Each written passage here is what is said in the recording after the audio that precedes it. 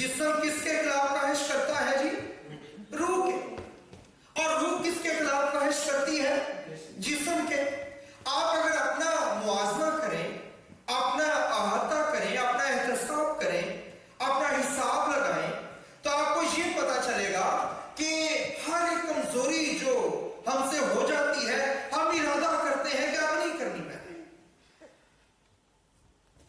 वो कमजोरी जो हो जाती है उसका ताल्लुक जिस्म के साथ है, और वो इरादा जिसको करने के बाद आप करते हैं कि आपने नहीं करना, उसका ताल्लुक रूह के साथ है।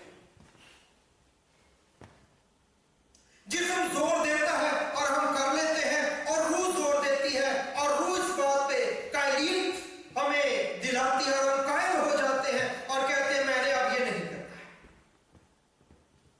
लेकिन पहल कौन कर जाता है? जिस्म। इसलिए जिस्म को काबू करना है। और इसलिए खुदावंद का कलाम हमें ये कहता है, यहां पे लिखा है ताकि जो तुम चाहते हो, ताकि जो तुम चाहते हो। असल तुम कौन है? रूह। आपके अंदर जो रूह है वो असल आप है। ये जिस्म जो है ये असल आप नहीं है। असल आप आपकी रूह है जो खुदा की शबीह पे बनाई गई है। जैसे कलाम में क्या लिखा है? सारी मट्टी लानत की हो गई, सारी जमीन लानत के नीचे चली गई। कलाम में लिखा है खुदा ने कहा जमीन तेरे सबब से लानती हो गई। क्यों? क्योंकि इस जमीन में से मैंने तुझे बनाया था और तूने गुनाह कर दिया है। इस वजह से ये सारी मट्टी जो है ये भी लानत के नीचे चली गई है तेरे गुनाह की वजह से।